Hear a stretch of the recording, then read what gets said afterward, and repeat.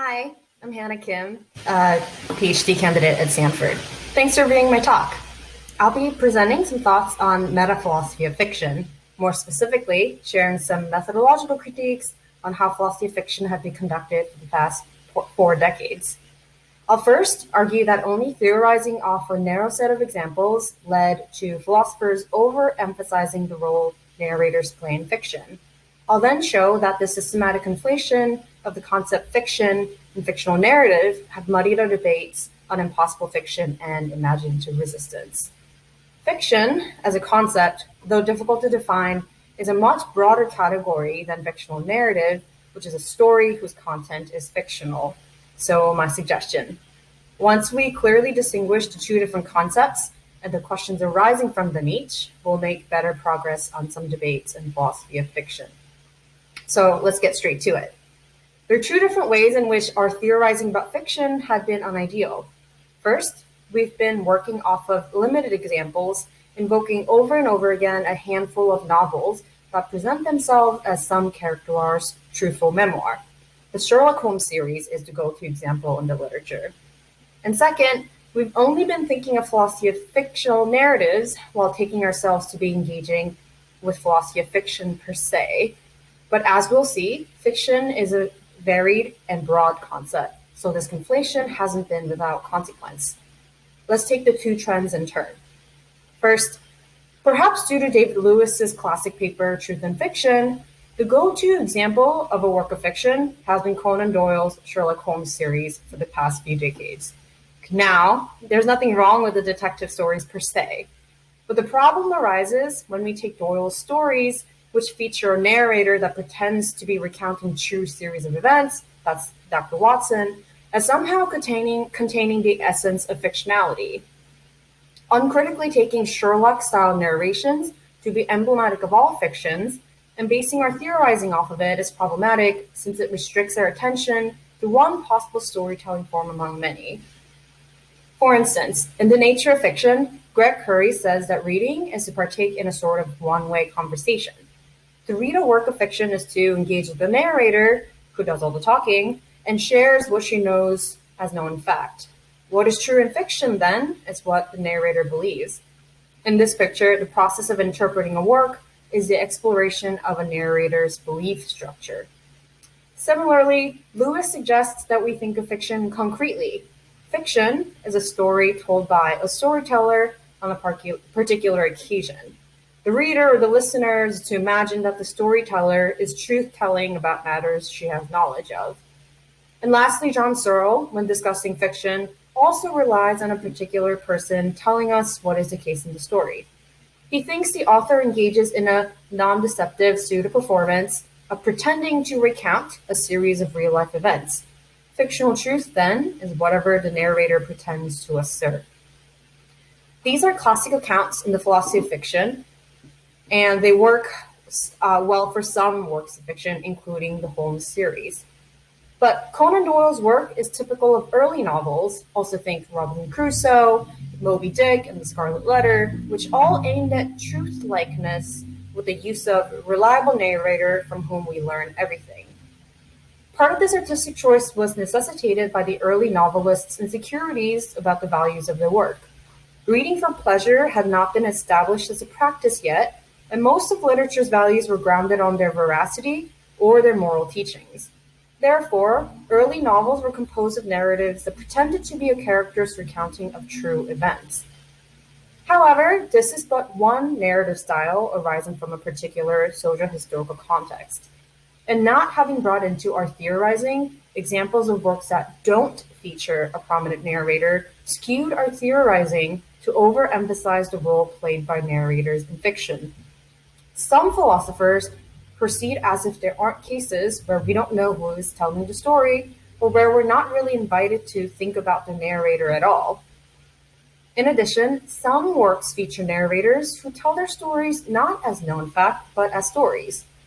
Other formally ambitious works include those where the story is told by a series of documents, such as letters and journal entries, and these all challenge theories where we are to imagine a specific narrator. If a work of fiction can convey fictional content without making prominent use of a narrator, then it's unclear how and why we construe fictional truth as whatever content we conceive as if we're told about them. As soon as we broaden our examples beyond stories with narrators who claim to be recording true events, the need for a teller disappears. Curry, Lewis, and Searle's works were influential contributions to philosophy of fiction, and the fact that they all shared the same oversight is in no small part due to the lack of diverse examples from fiction. And now onto the second methodological shortcoming, which is the conflation between fiction and fictional narrative. In addition to only attending to a narrow set of examples, philosophy of fiction also systematically conflates fiction with the smaller category narrative fiction. Nearly all discussions of philosophy of fiction, with Ken Walton's Mimesis as Make-Believe, perhaps as an exception, center on fictional stories.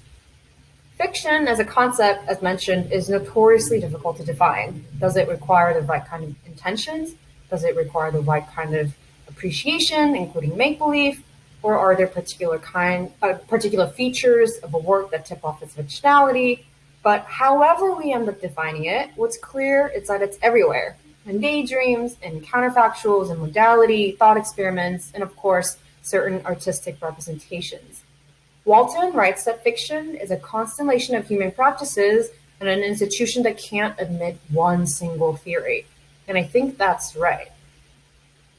But if we can begin to define fiction as non-actual states of affairs that are described without the intent to deceive, then something as mundane as my listing a bunch of items I would like in my dream living room would involve fiction. On the other hand, as a quick gloss, a narrative or story, I'm using them synonymously, is a skillful representation of real or imaginary events, and usually involves plot, style, and other aesthetic features. Fiction and narrative, then, are two separate categories, even though philosophical discussions of fiction have almost exclusively centered on fictional narratives. So, what comes of this conflation? We've been running together questions arising from fictionality and questions arising from narrativity.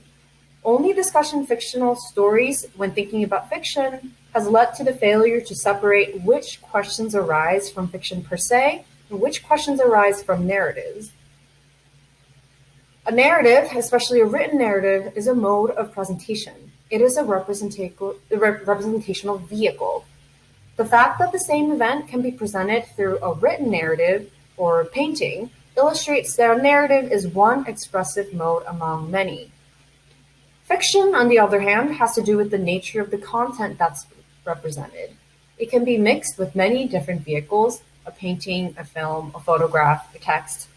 But because philosophers have narrowly focused on written fictional narratives while taking themselves to be thinking about philosophy of fiction per se, we've confused questions arising from the nature of the vehicle, that is a written narrative, and questions arising from the nature of the content, that's the fiction. Fictional truth is whatever is true according to a work of fiction. If we can, again, begin to define fiction by saying it involves non-actual states of affairs described without the intention to deceive, it's unclear why there should be any limitations of what kind of content can be fictional. Philosophers argue whether impossible states of affairs, such as someone squaring a circle or finding a box that's empty and filled, can comprise fictional content. But I think those who maintain possibility to be a constraint on fictional content ought to provide reasons why that is so. Besides, all sorts of impossible things happen in fiction. Animals talk, antimatter supplies our energy needs, and wizards walk among us in London and New York. So what is it about square circles and empty filled boxes that fuel debates of impossible fiction? I suspect that discussions of impossible fiction really have to do with our supposed inability to imagine impossible things, or at least imagine them robustly and vividly. Which is to say, debates about impossible fiction rest on a conflation of the limits of fictionality and the limits of narrative imagination. My intuition is that fiction isn't bound by actuality, so of course impossible states of affairs can obtain in fiction. But whether we can form clear mental pictures of impossible events is contentious, but that's a separate matter. As such, impossible fiction is not a problem for fictional content. It's a problem for imagination or narrative. In addition to debates about impossible fictions, debates on imaginative resistance also seems to involve a similar conflation. Imaginative resistance, a phenomenon brought to the foreground by Tamar Gendler, concerns the supposed difficulty we face when we read a work of fiction that prescribes us to imagine certain content. Examples usually involve morally deviant claims, such as a female infanticide being the right thing to do, or logically inconsistent claims like 5 plus 7 is and is not 12. Authors are seen to lack the authority to make certain things true in their story, or our imagination is blocked, or these sentences seem jarring. Many discussions have ensued regarding the nature of imaginative resistance and what it tells us about fictional truth, imagination, perspective, and even genre. But notice that the problem of imaginative resistance as construed is found on the narrator telling us what is the case, an imagination being blocked, and a compromised experience of the work. None of these are issues that arise regarding fictional content. Indeed, Walton argues that debates surrounding imaginative resistance don't concern what is and isn't fictional, but concerns what we do or do not imagine. Imaginative puzzle, according to Walton, is a matter of empirical study, that is, how and why the resistance arises. Kane, Samuel Todd, and Kathleen Stock also argue that the fictionality puzzles and imagination puzzles must be separated. I think they're right. Imaginative resistance is a phenomenon that would be better understood and explained when we keep fiction-related and imagination-related questions clearly separated.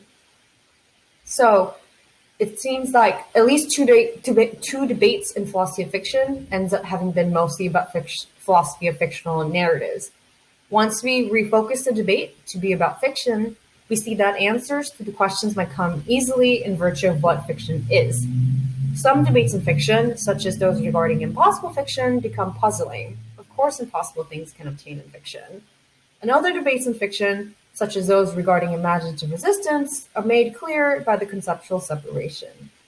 So, to conclude, philosophy of fiction has been conducted in an unideal manner in the past few decades, only looking at fictional stories, which are words-based works of fiction, when theorizing about fiction, and only looking at particular kinds of fictional stories, for example, ones with reliable narrators recounting true facts, had led philosophers to, first, overemphasizing the role narrators play in fictionality, thereby skewing the development of theories of fictional truth, and second, failing to distinguish which puzzles arise from fictionality and which puzzles arise from narrativity or imagination. Many debates in philosophy of fiction, including those regarding imaginative resistance and impossible fiction, can be clarified or even dissolved once we remind ourselves that fiction is a broad and varied practice and that fictional narratives reflect only one aspect of the practice. We'll also work towards a better theory of fiction and fictional truth once we identify which features are essential to fiction and which aren't. For example, being word-based, having a narrator, being logically consistent, etc. And that's a wrap. This project is in its early stages, so if you have further examples or counterexamples or any other feedback, I'd love to hear them. I can be reached at hhkim43@stanford.edu. Thanks so much for listening.